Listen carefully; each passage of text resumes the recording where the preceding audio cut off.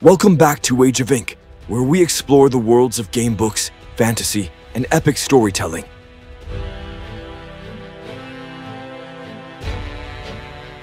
If you grew up in the golden age of game books, you know that a great cover could mean the difference between grabbing that book or walking past it. In my case, it often meant returning to the bookstore again and again, just to gaze at those wonderful covers until I'd finally saved up enough pocket money to make one of them mine. These covers didn't just sell stories, they haunted our imaginations and lingered long after we left the shelf. Illustrations were an essential part of the gamebook experience, integral to the magic that made each journey feel authentic. While interior illustrations helped depict the world page after page, it was the cover that always cast the first spell. Bold, mysterious, sometimes terrifying to us kids back then, these images weren't just decoration. They were invitations. They set the tone, hinted at the dangers ahead, and challenged us to open the book and enter its world. In many ways, the cover was the first choice you made in the adventure. Today, we're counting down the 10 most iconic, imaginative, or downright unforgettable game book covers of the early 80s. There were many different editions, and some of them were released quite recently, so overall we could consider several decades of printing. But I prefer focusing on the earliest ones. Those that created all the magic back then, that captured our young, curious eyes and stirred our appetite for epic quests, dark dungeons, and heroic journeys. They weren't just book covers, they were gateways to entire worlds.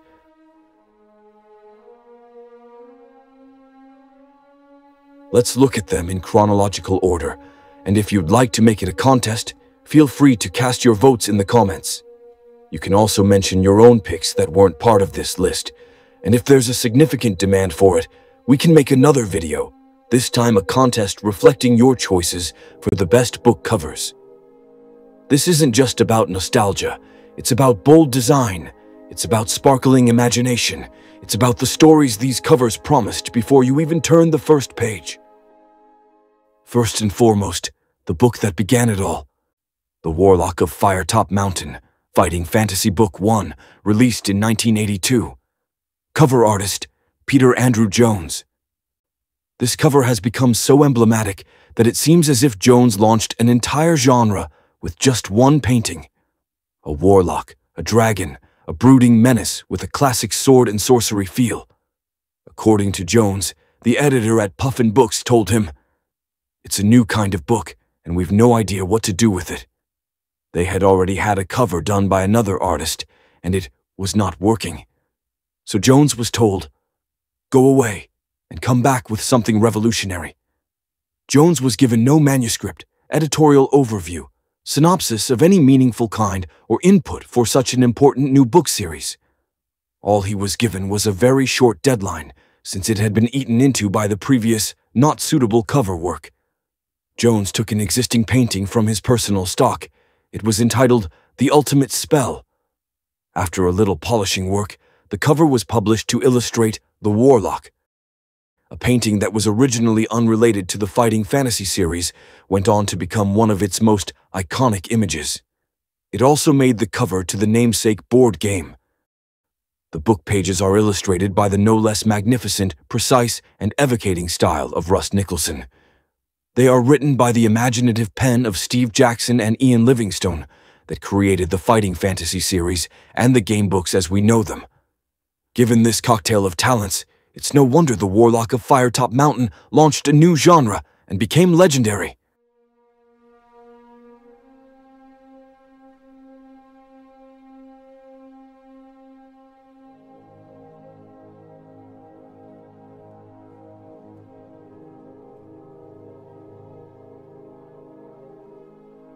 Here's the French edition. Le Sorcier de la Montagne de Feu. It has the distinctive top banners that indicate a game book, and this feature was used for each and every one of them, no matter what the series was. So that in the end, there were dozens of game books from every conceivable origin, all regrouped under the same general banner, which made a sort of giant gamebook series collection. The French format is a little smaller than the British or American one.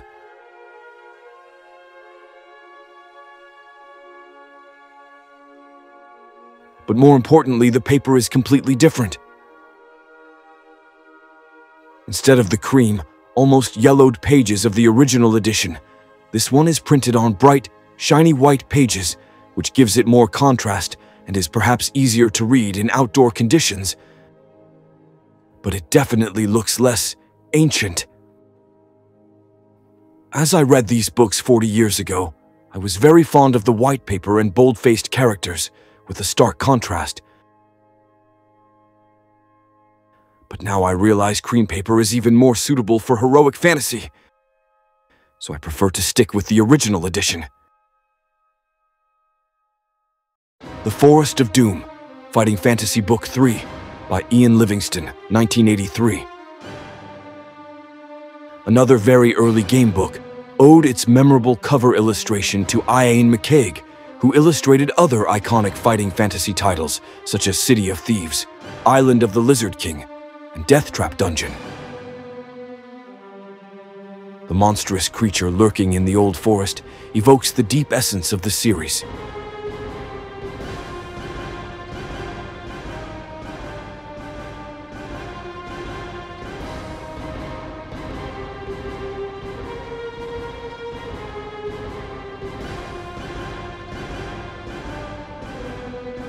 When it comes to covers, the French edition has a slight advantage over the others.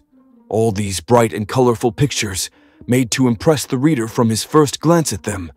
They look even more impressive on the white, glossy, shiny paper used by Gallimard for their Gamebooks editions, which uses the same format for every single one. Whereas in the in the US, you would have almost each series edited by a different publisher. In France, they were all in one, and they shared the same features, bright colors on glossy paper. This was ideal for displaying large numbers of covers at once. It looked so cool under store lights.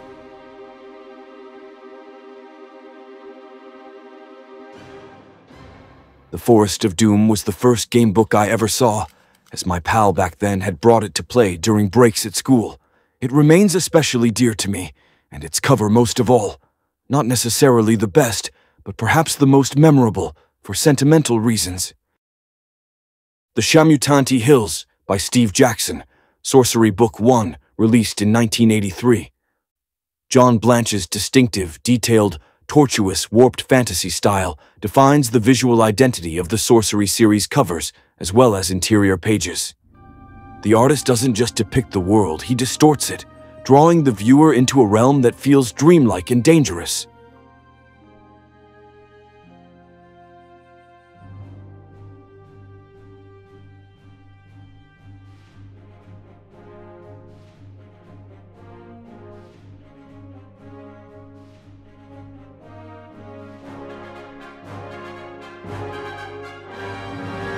The Shamutanti Hills cover teems with this unsettling, bizarre creature, the winged lion scorpion surging from its cavern amidst a strange landscape. Fantasy energy bleeds right off the page. I especially like the green color tones and luxuriant vegetation around the winged beast. It's not so common a feature in the overall dark tone of gamebook covers. I find the artist especially good at depicting detailed backgrounds, like rooms full of different items and various landscapes. Many creatures are also very well done.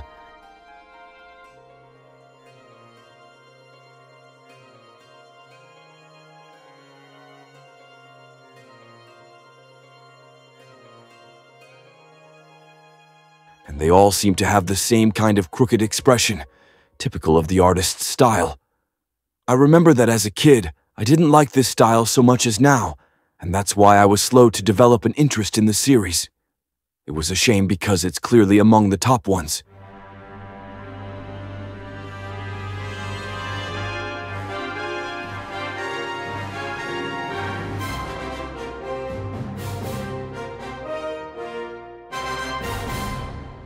Here again we can compare with the French edition and its shiny white pages. See, there's the series banner, Un livre dont vous êtes le héros, with the right color chart. We have the author's name below, the book title, Les Collines Maléfiques, and since this is the French second edition, it has the series logo at the bottom of the front cover. Overall, I believe Sorcery Book 1 cover has become almost as popular as the first one in the Fighting Fantasy series. If you ask someone to name just 2 legendary gamebook covers, it's likely the answer would be the Warlock and the Shamutanti Hills, the 2 elder fathers. Crypt of the Vampire, Golden Dragon Book 1 by Dave Morris, 1984.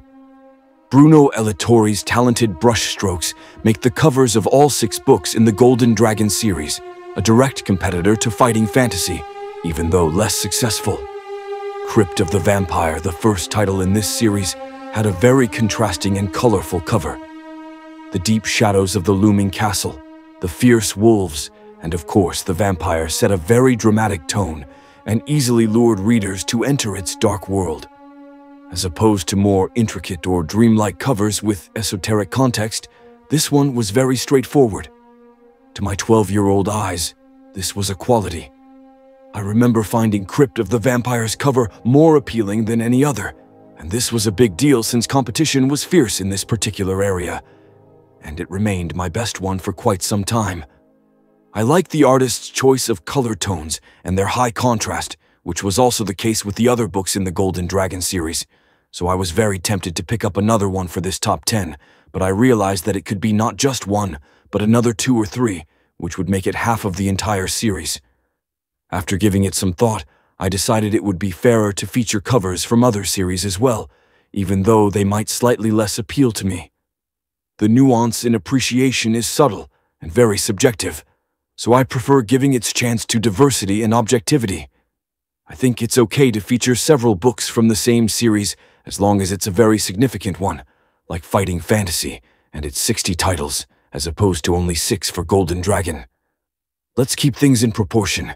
It wouldn't make much sense to place a series 10 times smaller on the same level, especially if the justification is a slightly greater and likely too subjective personal preference.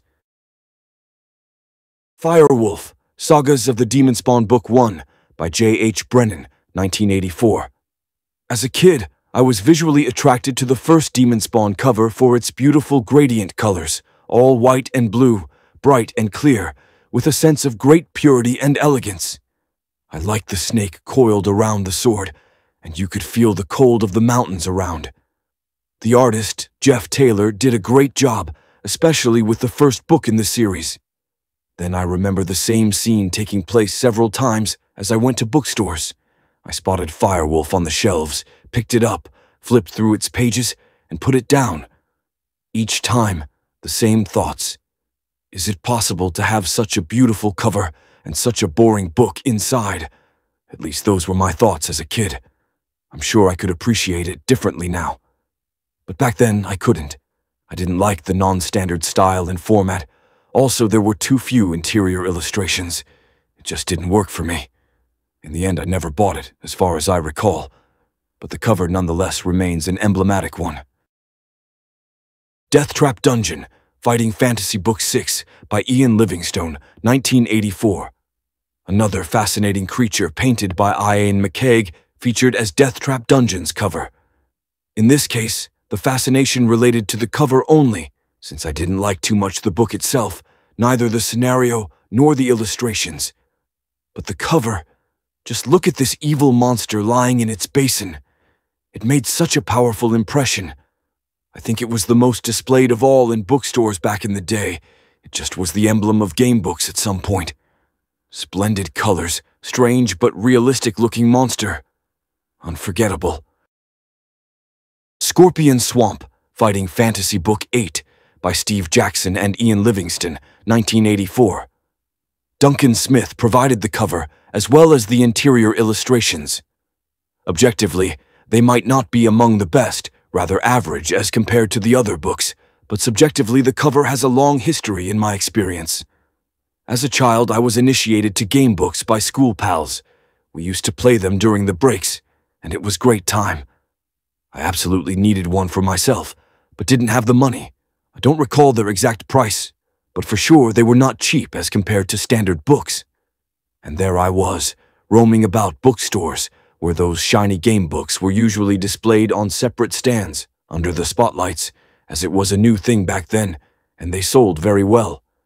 Since they had bright, colorful covers, they looked just great altogether. It seemed to people gazing at them that a new world full of adventures awaited them.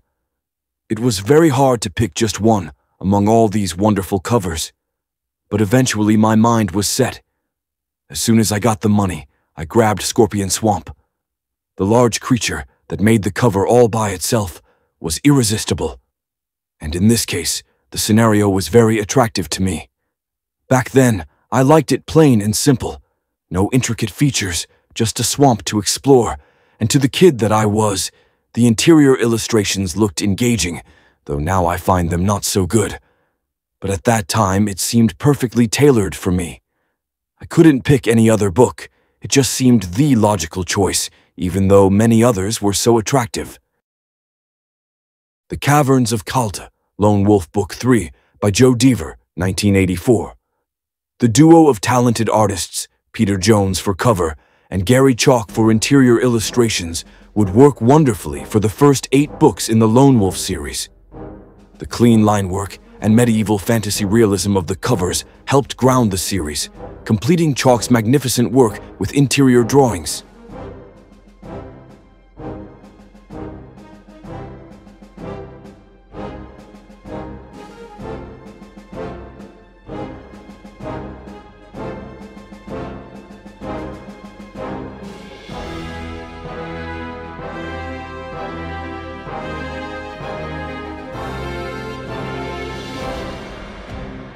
If you add to that a rock-solid scenario by Joe Dever, you obtain a series unlike any other. Lone Wolf was indeed my best, as it was to many other people. In this particular case of the Caverns of Cala, the choice might be a little subjective, but I liked this giant serpent creature as much as I liked Ice Worlds. Also, for some reason I can't remember, I never directly owned that specific game book, but played it at my friends'. And as a rule, you're even more attracted to a beautiful thing that doesn't belong to you than to the same one when it does. This is the original painting that a friend of mine, Mathieu Falaise, bought from the artist.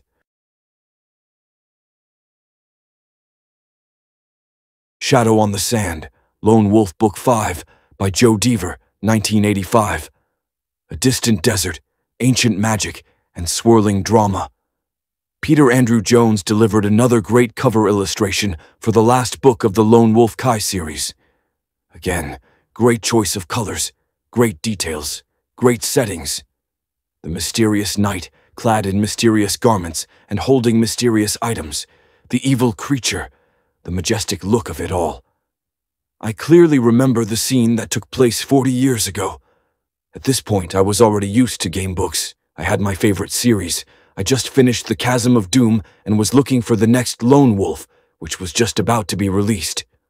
Almost every day, I went to the bookstore to see if Book 5 was there, and very soon, it was. As opposed to my previous, long reflections in stores, looking at Gamebook's covers and flipping through pages, wondering which one I should get, this time it happened very quickly. I just got in the store and thought, that's it. I see a book standing apart as a novelty. That should be it. Yes, it is. Lone Wolf 5, Shadow on the Sand. Beautiful cover, as expected. Not surprised. Got the cash since I was waiting for this. Buying it right away. A clear and easy case, no hesitation, and no disappointment. Realm of Chaos, Grail Quest Book 6, by J. H. Brennan, 1986. The style and features of several covers in the Grail Quest series are among the very best of all, and the bar is high. The imagery is pure, 1980s dark fantasy. Knights in full armor, demonic hordes, and the lone hero dwarfed by the scale of evil. Look at that. Heroic fantasy drawing at its best, sheer pleasure to the eyes. Just like this was the case with Demon Spawn, I was much more fascinated by the cover illustrations than by anything else in the Grail Quest books. I don't remember buying any one from either of these series back in the day, but I sure liked their covers a lot. When I found out the artist was John Howe, I understood why I liked them so much. Because I already knew him from his magnificent illustrations of Tolkien's world, the Lord of the Rings, and the Silmarillion mythology. Since these were among the best illustrations of Tolkien's books, it made sense that his gamebook covers were also top of the top. Howe's cover for Realm of Chaos captures swirling magic, strange beasts, and that unmistakable grandeur he also delivers in his Tolkien world paintings. Gamebook covers were so important since this was a new genre, and people didn't know anything about these worlds and their authors. They had to look aggressively appealing. They had to attract attention. They were invitations. They dared you to open the book, roll the dice, and risk the adventure. Which gamebook cover made you reach for your sword or sleep with the light on? Let us know in the comments. Don't forget to subscribe and ring the bell so you don't miss our next dive into the wonderful lore of adventure fiction. Until then, keep your dice rolling and your bookmarks ready. This is the Age of Ink.